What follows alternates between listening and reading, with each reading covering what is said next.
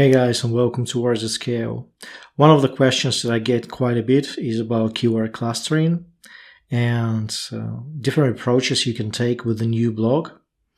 And it is no secret that Google values topic of authority, and then slowly but surely bloggers deviate from separate keywords and looking for KD towards building high authority websites where you basically exhaust the niche. And the more narrow niche, the faster you'll get the results, but that's a topic for another video. So first things first, we cannot do keyword clustering without the keywords. And there are different approaches to extracting keywords. I invite you to watch my video about ChatGPT versus Ahrefs, where I talk about how to collect keywords and different keyword tools that you can use. But here we'll make everything simple for us. So I have chosen a topic in advance, which is AI generated art. So that's going to be our topic. And we are going to do clustering based on people also ask. And for that, I have installed the plugin called SEO Minion. And the way it works, it basically clicks on this people also ask section and parses all the data and collects it into the CSV file. So we're going to use the 4 levels and click go. You can go as many levels as you wish, although there is a limit, but you can collect up to 1,000 words using this approach. And the amount of clicks is basically the amount of keywords. Or in other words, how many times the plugin is going to click on the question. Okay, so it looks like we have around 90, and here they are. So just copy them. We'll switch to ChatGPT. I will be using the GPT-4. Hopefully it doesn't crash on me. If it does, I will switch back to GPT 3.5. And you can do clustering. It's an artwork in and of itself, but I basically split it into 2 different approaches, which is the top-down and bottom-up. And top-down approach is when you ask ChatGPT to basically come up with the subheadings and paint the whole picture, so to speak, based on the seed keyword on the topic. And then you, having the keywords, you assign them to these categories. And the main pro in this approach is that you are exhausting your niche or getting close to exhausting your niche, at least topic-wise. And the other approach is bottom-up, when you have your keywords and then you are asking ChatGPT to come up with categories based on those keywords. And the pro of this approach is that you get more accurate data for those keywords, but you won't be able to see if there are any categories that are missing from the selection. So I'll be showing you both approaches. So first, the prompt is organize the following keywords into 5 groups based on their semantic relationships. Give a short name to each group. And the reason I have chosen a number, which could be 573, is that if you don't assign a number, ChatGPT is more likely to use like 2 or 3 large groups, and then it defies the purpose because you get just all your keywords split in half basically. So let's try this example with the 5 groups. So I'm pasting the keywords here, and we have group 1, which is AI art definition and characteristics.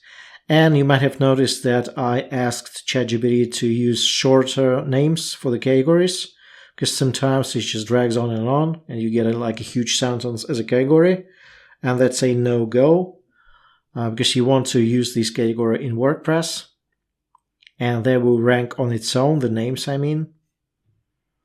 So this looks good actually. So the first group or category is AI art definition and characteristics. What is AI generated art? Why is AI generated art so good? The second one is AI art platforms and generators. AI art legality and ethics, so this is a big one. Group 4, Dolly and OpenAI, so we'll be talking about Dolly specifically and OpenAI as a company. Is Dolly free to use? Can I use OpenAI for free? How can I start using Dolly? And the 5th group is AI art and NFT, which is again a very popular topic. And I'm actually curious if we got all of the keywords assigned. And you want to read through this, and if you see outliers like keywords that do not belong to any of the groups, you can repeat these prompts, but use number 7 or 6 instead of 5. And the cue for this is when ChatGPT starts assigning like huge chunks of keywords to one specific group. This usually means that there has to be another group. Let's ask ChatGPT if there were any unassigned keywords. I apologize for the oversight. There are a few unassigned keywords that I missed. Nice. And what it actually, so ChatGPT did not assign every keyword because some of those did not belong to the 5 groups. So it now has created a 6th group, which is AI art questions and miscellaneous. And this is another cue that you should have had 7 groups instead of 5, because miscellaneous could have been grouped better. And what we can do also is create a category name or name for the words under the miscellaneous category. And this is the word that I misspell all the time. So hopefully ChatGPT understands. And now ChatGPT came up with a 7th group, even though it's calling it 6th, AI concerns, applications and tools. So these all used to belong to the miscellaneous, and now ChatGPT came up with a separate group. But again, I don't think this approach is ideal, although there are some merits to it. I will stop generating. Oh, it's finished already. So we'll start a new chat, just in case. We'll use GPT-4. And this time around, I'll start with the basic prompt of what are the most popular subtopics for the topic of AI-generated art. And let's see what happens. AI-generated art has become increasingly popular. Okay, thank you for that. So the first topic or subtopic is style transfer, that this technique involves applying the artistic style, blah, blah, blah. Then there are generative adversarial networks. I have no idea what that is. Then we have neural style algorithms.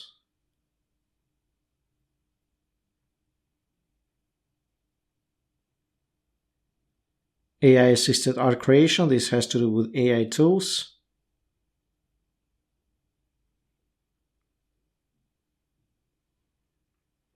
AI-curated art and exhibitions, and we actually missed that topic entirely. AI art collaborations.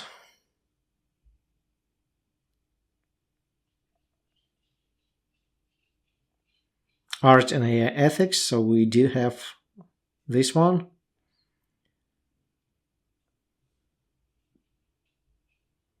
AI-generated music and performance. And I can see right now that I should have been more specific, and previously ChatGPT understood the art as like artwork, digital art, and now it's talking about art in general. So let's try to amend that. We could have just regenerated the prompt. AI generated digital art. And I think this one is closer to the initial query, but it's more about art in general. So if you were to create a niche site around artwork where the end reader is the consumer, then the people also ask section reflects that. But if you are building up a resource for artists, then I think this approach here works better for this niche as well. And I'll try one more time. What are the most popular subtopics for the topic of AI-generated art as it pertains to a regular user? Let's try that.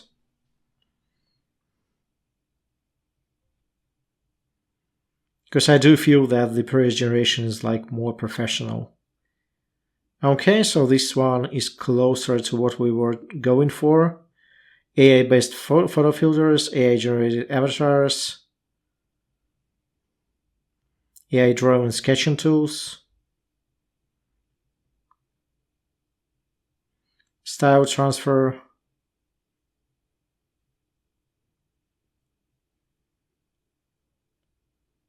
AI-generated meme and caption generators, AI-driven music visualizers, AI-powered art,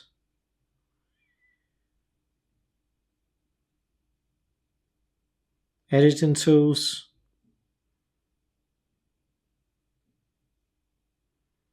storytelling and creation.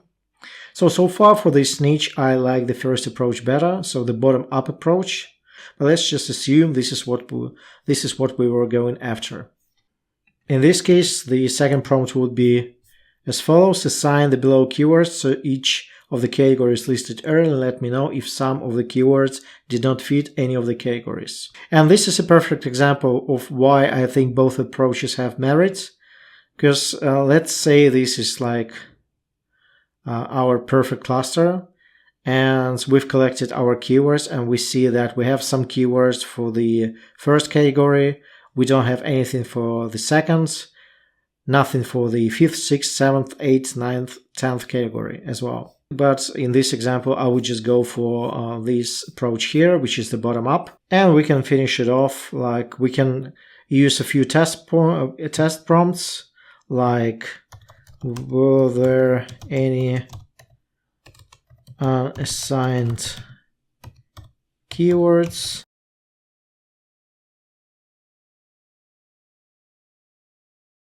All the keywords have now been assigned to the appropriate groups.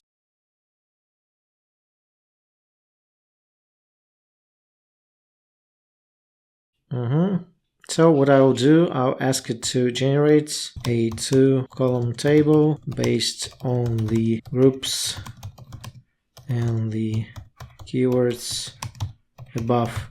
And you can play around with the prompt, so you can make this table where every keyword is on its own line. Another prompt that I like, and I might show that to you, is asking about the overlap in the keywords. So people also ask, sometimes returns very similar keywords that are basically asking about the same using different words. And you would need to know that before writing an article to avoid duplication and cannibalization. So this looks like a very complete cluster or clusters for a niche authority website on digital art and AI generated art specifically. One of the last things that I will do, I'll ask were there any overlap between any of the above words. Yes, there are a few overlapping keywords between the groups, like group 3 and 6, and group 5 and 6. Based on the latest update, create a final 2-column table where each keyword sits on its own row. And this is the final table, which is very easy to read. It excludes the overlap. We have made sure that there are no unassigned keywords. And yeah, this is basically the process. And as always, all of these prompts will be added to the prompts library, so go check it out. And one of the things that I would have done myself at the keyword research stage, I would have filtered the keywords based on their potential. You can use KGR, you can use tools like Keyword Chef to make sure you're only targeting keywords that have Quora and Reddit ranking for them on the first page. But that's again beyond this video's topic. And there you have it. I think this is one of the best ways to do clustering. And I did say in one of my videos that there are no perfect tools for keyword clustering. Many people suggest Keyword Cupid. I have tried Keyword Cupid and it's not perfect. And you cannot ask Keyword Cupid for any overlaps. You cannot make sure it reassigns the categories. So in my honest opinion, ChatGPT is a better clustering tool. And I would even argue that this is the best clustering tool just because you don't have to pay extra. So there you have it, guys. Hopefully this was helpful. Like, share, and subscribe if you haven't already, and I will see you next time.